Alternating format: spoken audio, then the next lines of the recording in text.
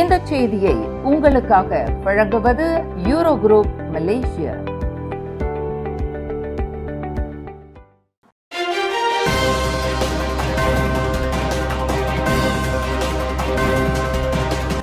வணக்கம். திசைகளின் 10 மணி செய்திகள். Negeri Sembilan தேர்தல் களம். மக்கள் நலனை முன்னிறுத்தும் பக்காத்தான் தேர்தல் அறிக்கை நாளை வெளியீடு.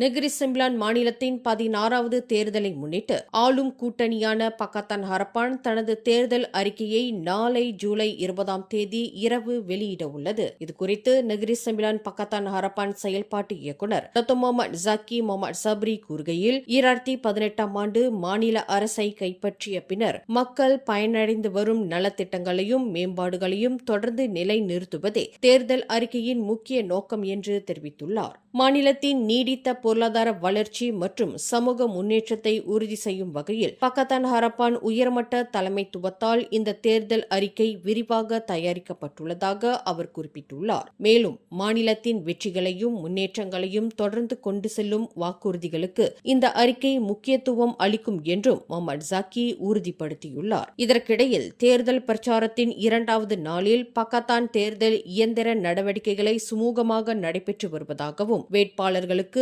மக்களிடம் இருந்து சாதகமான ஆதரவு கிடைத்து வருவதாகவும் அவர் குறிப்பிட்டுள்ளார். அதேவேளையில் அனைத்து கட்சிகளும் ஆரோக்கியமான முறையில் பிரச்சாரம் மேற்கொள்ள வேண்டும் என்றும் சமயம், அரச குடும்பம் மற்றும் இனம் உள்ளிட்ட 3-6 தொடர்பான உணர்வுபூர்வமான விவகாரங்களை தவிர்த்து செயல்பட வேண்டும் என்றும் அவர் கேட்டுக் கொண்டார். நெகிரி செம்பிலான் சட்டமன்றம் கடந்த ஜூன் 5 கலைக்கப்பட்ட நிலையில் தேர்தல் வாக்குப்பதிவானது வரும் ஆகஸ்ட் 1 முன்கூட்டிய வாக்குப்பதிவு ஜூலை 28 நடைபெறவுள்ளது. இத்தேர்தலில் மொத்தம் 8,89,490 வாக்காளர்கள் வாக்களிக்க தகுதி பெற்றுள்ளனர் என்பது குறிப்பிடத்தக்கது.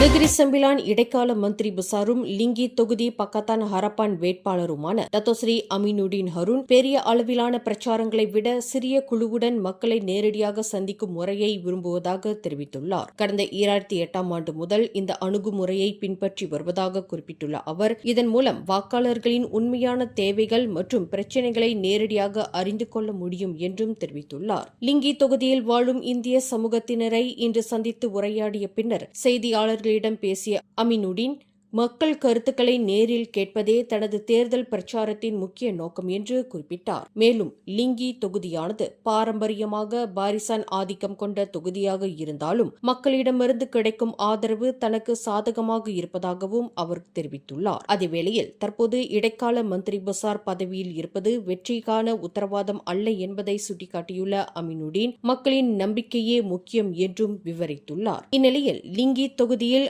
அமீனுடீனை எதிர்த்து பாரிசான் வேட்பாளர் முகமது ஃபைசால் ரம்லி மற்றும் பர்சத்து வேட்பாளர் ஜம்ரி முகமது சைட் ஆகியோர் போட்டியிடுகின்றனர். அத்தொகுதியில் மொத்தம் 20,677 வாக்காளர்கள் உள்ள நிலையில் மாநில தேர்தலுக்கான வாக்குப்பதிவானது வரும் ஆகஸ்ட் 1 நடைபெறவுள்ளது குறிப்பிடத்தக்கது.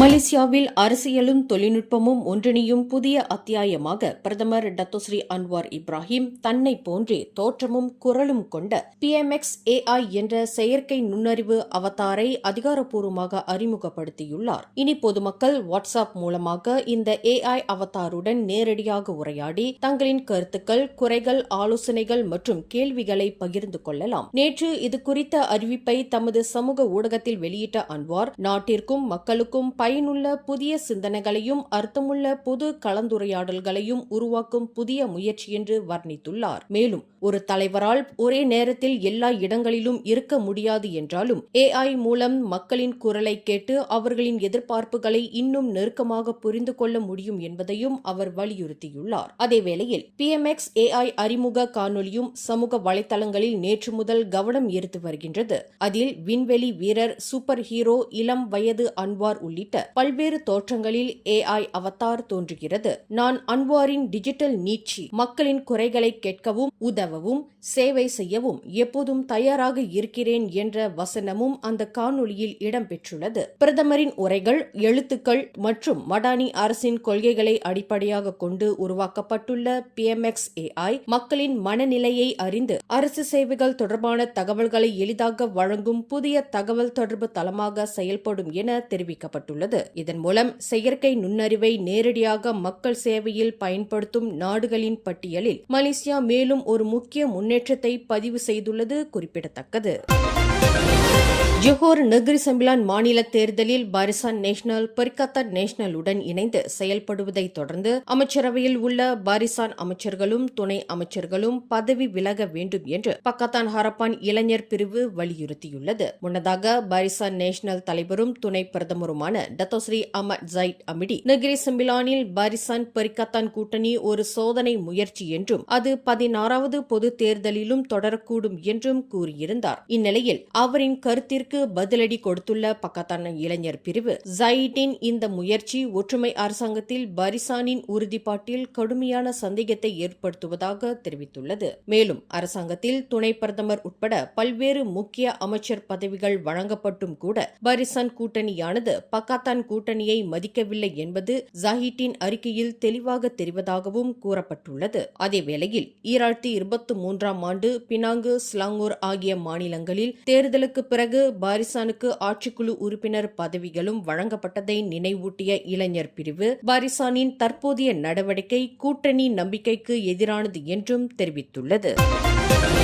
பரிகத்தான் நேஷனல் கூட்டணியுடனான அரசியல் ஒத்துழைப்பு காரணமாக பாரிசான் அமைச்சர்களும் துணை அமைச்சர்களும் பதவி விலக வேண்டும் என்று பக்கத்தான் ஹரப்பான் இளைஞர் பிரிவு விடுத்த அழைப்புக்கு அம்னோ இளைஞர் பிரிவு தலைவர் டாக்டர் அக்மல் சாலே பதிலடி கொடுத்துள்ளார். கடந்த ஆண்டு நடந்த சபா மாநில தேர்தலில் ஷஃபிக் அப்டால் தலைமையிலான வாரிசான் கட்சி பாரிசான் நேஷனலுக்கு எதிராக போட்டியிட்டதால் அக்கூட்டணியும் ஒற்றுமை அரசாங்கத்திலிருந்து வெளியேற பக்கத்தான் இளைஞர் பிரிவு கோரிக்கை விடுக்க வேண்டும் என்றும் அக்மால் தெரிவித்துள்ளார். மேலும் சரவா மாநில தேர்தல் அறிவிக்கப்பட்டு அதில் GPS கட்சியானது பாரிசான் நேஷனலுக்கு எதிராக போட்டியிட்டால் அந்த கட்சியும் கூட்டரசு அரசாங்கத்திலிருந்து வெளியேற வேண்டும் என்ற இதே கோரிக்கையை எதிர்கொள்ள வேண்டும் என்றும் அவர் குறிப்பிட்டுள்ளார். அவ்வாறு செய்ய இயலாவிட்டால் பாரிசான், வாரிசான் மற்றும் GPS கட்சிகளை சேர்ந்த அனைத்து அமைச்சர்கள் மற்றும் துணை அமைச்சர்களையும் பிரதமர் டத்தோஸ்ரீ அன்வார் இப்ராஹிம் பதவி நீக்கம் செய்ய வேண்டும் என்றும் அதற்கான சவாலை ஏற்குமாறும் அக்மால் தனது முகநூல் பதிவில் தெரிவித்துள்ளார். மூவாறு நாடாளுமன்ற உறுப்பினர் ஷேட் ஷடிக் ஷேட் அப்துல் ரஹ்மான் கடந்த 4 நாட்கள் நடைபெற்ற 170 கிலோமீட்டர் லாரியான் கஷுகுரான் ஓட்டத்தை இன்று ஞாயிற்றுக்கிழமை வெற்றிகரமாக நிறைவு செய்தார். லாமான் மகாராணி பகுதியில் சுமார் 2000 பொதுமக்கள் அவரை உற்சாகமாக வரவேற்றனர். கடந்த ஜூலை 16ஆம் தேதி புத்ராஜயா நீதிமன்ற அரண்மனையில் தொடங்கிய இந்த நலநிதி ஓட்டத்தின் இறுதி 17 கிலோமீட்டர் தூரத்தை இன்று மலாக்காவின் சிம்பாங் சுங்காய் ரம்பாயிலிருந்து ஓடி இலக்கை அடைந்தார். மூவார் தொகுதி மக்களுக்கான நலத்திட்டங்கள், உணவு பொதிகள் மற்றும் வசதி குறைந்த மாணவர்களுக்கு கையடக்க கணினி உள்ளிட்ட பொருட்களை வழங்குவதற்காக நடத்தப்பட்ட இந்த முயற்சியில் ஆரம்ப இலக்கான 2 லட்சத்தை தாண்டி 6,50,959 நிதி திரட்டப்பட்டுள்ளது. இந்நிலையில் கடைசி 10 கிலோமீட்டரில் மக்கள் அளித்த ஆதரவு தன்னை மிகவும் நெகிழ்ச்சியடைய செய்ததாக குறிப்பிட்டுள்ள அவர், சிறுவன் ஒருவன் வழங்கிய 50 சென்ட் நன்கொடையும் தனக்கு மிகவும் மதிப்புத்தக்கது என்றும் ஷேட் ஷடிக் தெரிவித்துள்ளார். இந்திய சினிமாவில் சிறந்த நடிகர், நடிகைகள் மற்றும் தொழில்நுட்ப கலைஞர்களை தேர்வு செய்து மத்திய அரசு ஆண்டுதோறும் வழங்கி வரும் தேசிய திரைப்பட விருதுகளில் இவ்வாண்டு காலிவுட் மிகப்பெரிய அங்கீகாரத்தை பெற்றுள்ளது. 72வது தேசிய திரைப்பட விருதுகளில் தமிழ் திரைப்படங்கள் பல்வேறு பிரிவுகளில் மொத்தம் 10 விருதுகளை வென்று சாதனை படைத்துள்ளன. ராயன், அமரன், கேப்டன் மில்லர், மகாராஜா உள்ளிட்ட படங்கள் முக்கிய விருதுகளை பெற்றுள்ளன. இயக்குனர் தனுஷின் ராயன் திரைப்படம் சிறந்த தமிழ் திரைப்படத்திற்கான விருதை வென்றுள்ளது. அதேவேளையில் அமரன் திரைப்படத்திற்காக இயக்குனர் ராஜ்குமார் பெரியசாமி சிறந்த இயக்குனருக்கான விருதையும், ஜிவி பிரகாஷ்குமார் சிறந்த பின்னணி இசைக்கான விருதையும் பெற்றுள்ளனர். மேலும் மகாராஜா திரைப்படத்திற்காக அனல் அரசுக்கு சிறந்த சண்டை பயிற்சிக்கான விருதும், அப்படத்தில் நடித்த சாச்சனா நமிதாசுக்கு சிறந்த துணை நடிகைக்கான விருதும் அறிவிக்கப்பட்டுள்ளது. மெய்யழகன் திரைப்படத்திற்காக சுரேன்ஜிக்கு சிறப்பு பிரிவில் சிறந்த ஒலிக்கலவைக்கான விருதும், ப்ளூ குறும் படத்திற்காக TS ஹரிஹர சுதனுக்கு சிறந்த ஒளி வடிவமைப்புக்கான விருதும் அறிவிக்கப்பட்டுள்ளது. இந்நிலையில் தமிழ் சினிமாவின் இந்த பெருமைமிக்க சாதனைக்கு தமிழக முதல்வர் ஜோசப் விஜய் வாழ்த்து தெரிவித்துள்ளார். நடிகர்கள், இயக்குநர்கள் மற்றும் தொழில்நுட்ப கலைஞர்களின் கடின உழைப்புக்கு கிடைத்த அங்கீகாரம் இது என்றும் அவர் பாராட்டியுள்ளார். புக்கிட் மர்தஜாம் பிராபிட் பகுதியில் கண்டுபிடிக்கப்பட்ட மனித கடத்தல் கும்பல் தொடர்பாக முழுமையான விசாரணை நடத்தி சம்பந்தப்பட்ட அனைவரையும் சட்டத்தின் முன் நிறுத்த வேண்டும் என்று புக்கிட் மர்தஜாம் நாடாளுமன்ற உறுப்பினர் ஸ்டீவன் சிம் வலியுறுத்தியுள்ளார். இந்த நடவடிக்கையை வெற்றிகரமாக மேற்கொண்ட சிப்ராங் பிராய் தங்கா மாவட்ட போலீசாருக்கும் புக்கிட் அமான் போலீசாருக்கும் அவர் தமது பாராட்டுகளை தெரிவித்துள்ளார். அதேவேளையில் எல்லை தாண்டிய குற்றங்களை ஒடுக்க போலீசார் காட்டிய அர்ப்பணிப்பை இது வெளிப்படுத்துவதாகவும் அவர் குறிப்பிட்டுள்ளார். மேலும் மனித கடத்தல் மற்றும் இணைய மோசடி கும்பல்கள் நாளுக்கு நாள் நவீன முறையில் செயல்படுவதால் உள்துறை அமைச்சும் போலீசாரும் கண்காணிப்பு மற்றும் அமலாக்க நடவடிக்கைகளை மேலும் தீவிரப்படுத்த வேண்டும் என்றும் அவர் வலியுறுத்தியுள்ளார். கடந்த வெள்ளிக்கிழமை பிராபிட் பகுதியில் நடத்தப்பட்ட சோதனையில் மனித கடத்தல் கும்பலிடம் சிக்கியிருந்த 25 வயதுடைய கேமரூன் பெண் ஒருவர் மீட்கப்பட்டார். இந்த நடவடிக்கையில் தைவான் நாட்டைச் சேர்ந்த சந்தேக நபர் ஒருவரும் ஆவணங்கள் இல்லாத 29 வெளிநாட்டவர்களும் கைது செய்யப்பட்டனர் என்பது குறிப்பிடத்தக்கது. திருங்கானுவில் உள்ள தனியார் மருத்துவமனை ஒன்றில் பணியாற்றிய காது, மூக்கு, தொண்டை நிபுணரான 42 வயது முகமது சஃப்வான் முகமது சோஃபியான் தன்னிடம் சிகிச்சைக்காக வந்த 11 வயது சிறுவனிடம் பாலியல் அத்துமீறலில் ஈடுபட்டதாக குற்றஞ்சாட்டப்பட்ட வழக்கில் குற்றவாளி என கோலத்திரங்கானு செஷன்ஸ் நீதிமன்றம் இன்று தீர்ப்பளித்தது. கடந்த 2022ஆம் ஆண்டு செப்டம்பர் முதல் 2023ஆம் ஆண்டு ஏப்ரல் வரையிலான காலகட்டத்தில் மருத்துவ ஆலோசனை அறையிலேயே நடந்ததாக கூறப்படும் 7 பாலியல் குற்றச்சாட்டுகளிலும் குற்றம் நிரூபிக்கப்பட்டதை தொடர்ந்து அவருக்கு 7 ஆண்டுகள் சிறை தண்டனையும் 7 பிறம்பழி தண்டனையும் விதிக்கப்பட்டது. மேலும் 2 ஆண்டுகள் காவல்துறை கண்காணிப்பிலும் இருக்க நீதிமன்றம் உத்தரவிட்டுள்ளது. இந்நிலையில் அனைத்து தண்டனைகளும் ஒரே நேரத்தில் அமல்படுத்தப்படும் என்றும் நீதிமன்றம் தெரிவித்துள்ளது. கோலாலம்பூர் புடு ஃப்ரேசர் பிசினஸ் பார்க் பகுதியில் குடிநுழைவுத்துறை நடத்திய ஓப்ஸ் கக்கார் அதிரடி சோதனையில் சட்டவிரோதமாக தங்கியிருந்த 17 வெளிநாட்டவர்கள் கைது செய்யப்பட்டனர். அவர்களில் இந்தோனேசியாவைச் சேர்ந்த தம்பதி ஒருவர் பாலியல் சேவை வழங்குவதில் ஈடுபட்டதாக சந்தேகம் எழுந்துள்ளது. நேற்று சனிக்கிழமை அதிகாலை 4 மணிக்கு தொடங்கிய இந்த நடவடிக்கையில் 2 பொழுதுபோக்கு மையங்களில் 203 பேர் சோதனை செய்யப்பட்டனர். அவர்களில் 17 பேர் கைது செய்யப்பட்டதுடன் ஒருவரின் கைபேசியில் பாலியல் சேவைக்காக பெண்களை வழங்கும் பட்டியல், பண பரிவர்த்தனை தகவல்கள் மற்றும் உரையாடல்கள் இருப்பது கண்டறியப்பட்டதாக குடிநுழைவுத்துறை தெரிவித்துள்ளது.